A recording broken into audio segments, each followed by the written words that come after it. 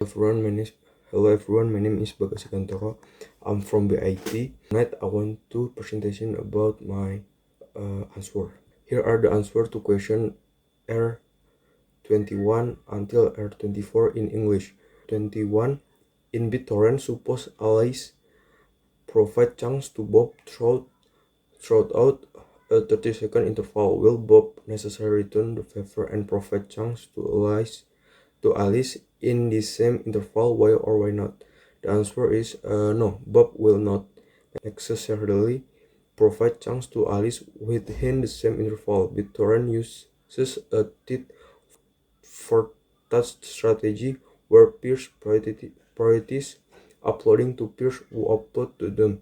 However, Bob might be uploading to other peers who are providing him with better upload rates. If Alice's upload rate to Bob is low, or if Bob is already saturated with better performing peers, he might not reciprocate within the 30-second interval. R22. Consider a new peer, Alice, that joins BitTorrent without possessing any chunks. Without any chunks, she cannot become a top 4 uploader for any of the other peers since she has nothing to upload. How then will Alice get her first chunk? Answer: when Alice joins the BitTorrent network without chunks, she will connect to a seed, which is a peer that has complete file. Seeds provide chunks to the new peers, even though those peers cannot reciprocate initially. Once Alice obtains her first chunk, she can start sharing it with others and participate in the bit for that exchange mechanism. Thank you for attention and thank you. Hello, my name is Raffi Amza Priyatna and I'm from Group 1, Week 2. I want to read number 20, 23 and 24. The first 23. What is an overlay network? Does it include routers? What are the edges in the overlay network? The answer is an overlay network is a virtual network built on of an existing network infrastructure. It uses logical connection between nodes rather than physical connection. Overlay networks are commonly used in P2P applications like BitTorrent. Does it include routers? No. Overlay networks do not involve physical routers directly. They operate over the existing IP network. What are the edges? The edge in an overlay network are the logical connection between the participant and system or peers. And number 24, CDNs typically adopt one of two different server placement philosophy. Name and briefly describe them. The answer is Content Delivery Network or CDNs use two primary server placement philosophy. Number 1, enter deep. In this approach, CDN servers are placed deep into access ISP networks close to end user. This minimizes latency and improves performance but increase deployment complexity due to many locations. And the last number is number 2. Bring home in this approach. CDN servers are placed at a few strategic locations such as major IXPS or internet exchange points. It is simpler to manage but may result in higher latency compared to the enter deep approach. Thank you very much. Hello, my name is Muhammad Daniel Radianto. Today I will present my answer. First, socket programming a segment 1 web server. Python code for a simple web server using socket. From socket import has server configuration server port equal 8080 has used a different port if 80 is occupied. Server socket equal socket parenthesis AF underscore inet soak underscore stream parenthesis server socket dot bind double quote server port the parenthesis server socket dot listen parenthesis 1 parenthesis has listen for connection parenthesis F double quote server is running on port braces server port braces double quote parenthesis while true connection socket ADDR equals socket server socket dot except parenthesis try message equal connection socket dot RICV parenthesis 1024 parenthesis dot decode parenthesis file name equal message dot split parenthesis brackets 1 brackets 1 colon brackets with open parenthesis file name comma single quote RB single quote parenthesis as file colon response underscore content equals file dot read response underscore header equals double quote http slash 1.1 200 slash r slash n double quote connection socket dot send parenthesis response underscore header dot encode parenthesis plus response underscore content parenthesis except file not found error response underscore header equals double quote http slash 1.1 404 not found backslash n double quote response underscore body equals double quote angel brackets h1 angel brackets 404 not found angel brackets slash h1 angel brackets double quote connection socket dot send parenthesis response underscore header dot encode parenthesis plus response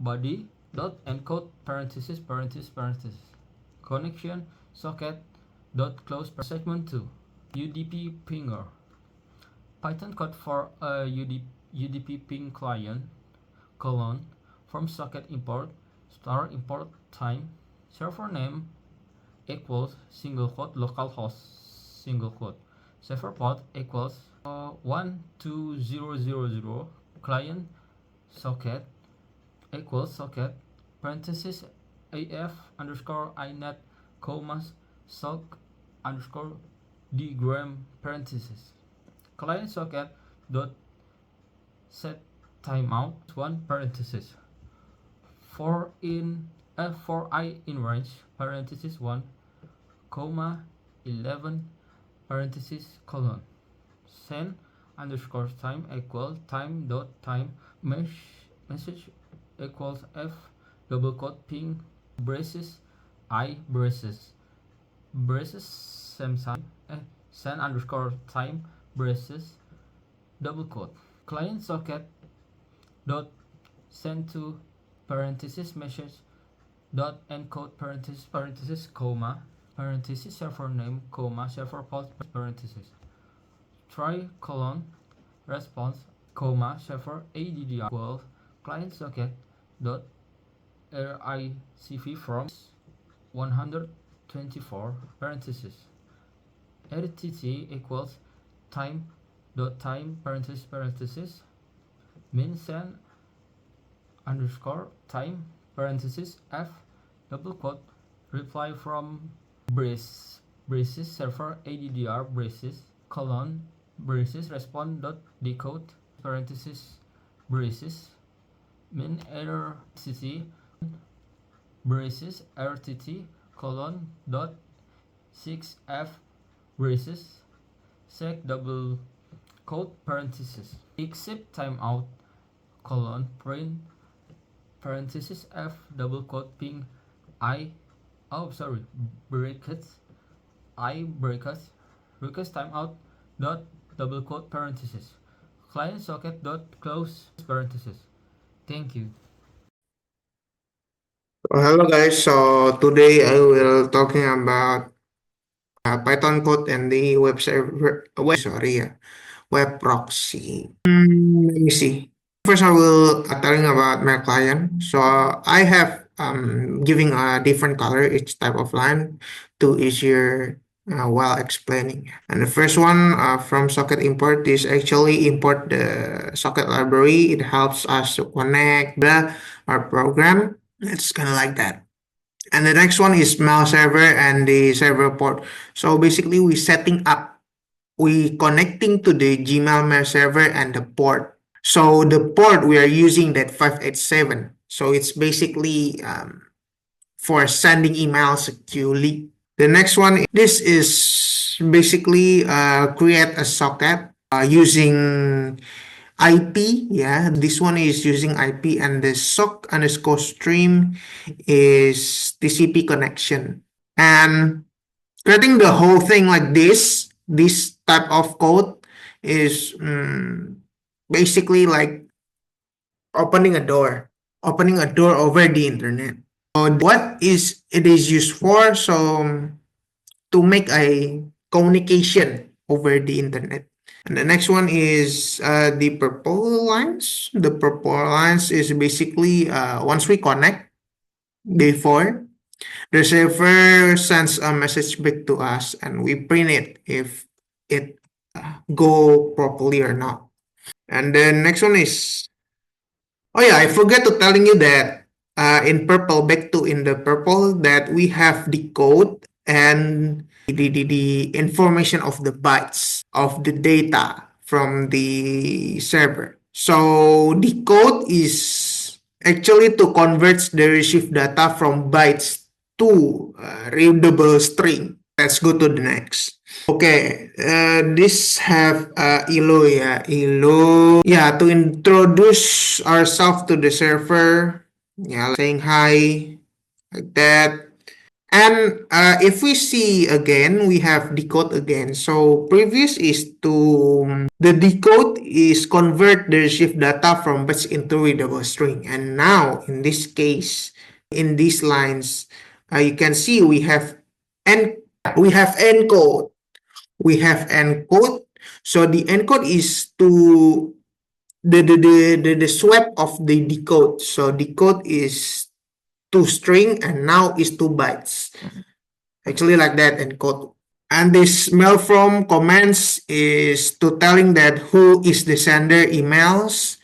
And next is recipients comments. These recipients to telling the server where these emails should go.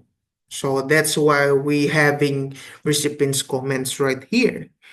And the next one is data comments. Data comments is actually tell the server that the actual content of the email is coming next. It's like saying that I'm ready to send the email. That's that. And the next one is this. Yeah, this is about composing the email.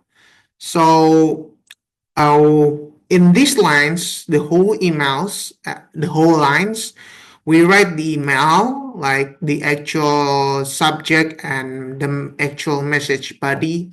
Then we send it to the server and it confirms that it received the email. So this message is containing the subject and the body of your email, and the encode is send the message in byte format, and it's just telling that and the email body is sent to the server actually, and then we confirm the server received these lines for.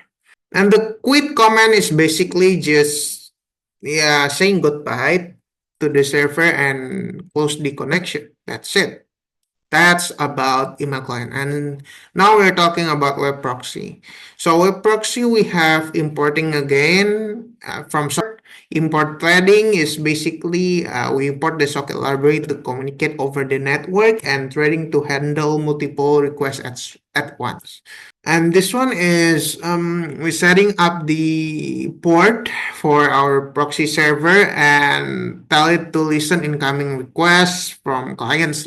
And the proxy socket is basically created the IP and the TCP connection. And the bind is for tells the proxy server to listen for the request of the port we have set up. And this proxy listen means the server can handle up to, because this 5, so up to 5 clients at the same time. Next.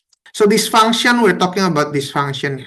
This function is basically when client So basically this function is when a client sends a request, we read it. So we grab the URL that the client wants to visit from the request. So this function can be said that gets called when a new clients connect. It receives the client's request and decodes it, and it extract the URL they want to visit. So basically this function is the core part of the proxy that grabs the URL from the client's request. Let's go next. This is a long line. So basically we clean up the URL by removing the HTTP and separate the domain name from the port number. So yeah, removing this part and separate the domain name from the port number. So the URL is parsed by removing the HTTP and this part and finding where the domain and the part are. So what is this used for? This is used for, so this will cleans up the URL and helps determine the server to connect to. Yeah, that's it. Yeah. And this. So we figure out the web server address and the port to connect to. And if there's no port specified, we use the default HTTP port 80. So what is this? So this to extract the server address, like maybe me read it first lah. Oh yeah, so basically again extract the server address and the port. Yeah, the default port, our port for the HTTP is basically the proxy needs to know where to send the client's request. And the next one is we create a new socket, right? We create a new socket to the web server, then forward the client's request to the server. So why using these lines is to allow the proxy to forward the client request to the real web server. And the last thing, guys, not the last day. So we have this, this loop is basically to keep receiving data from the web server and sends it back to the client. So why? So basically this will be ensures the client gets the full response from the web server. And the next one is to close.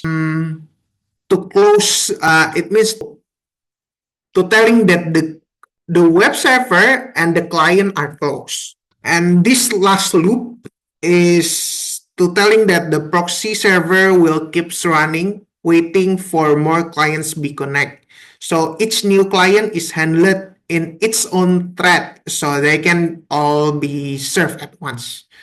So this allows the proxy that to handle many clients at once, and without waiting for one to finish before starting another. So that's it, guys. Web proxy and the mail clients. Python code. Thank you.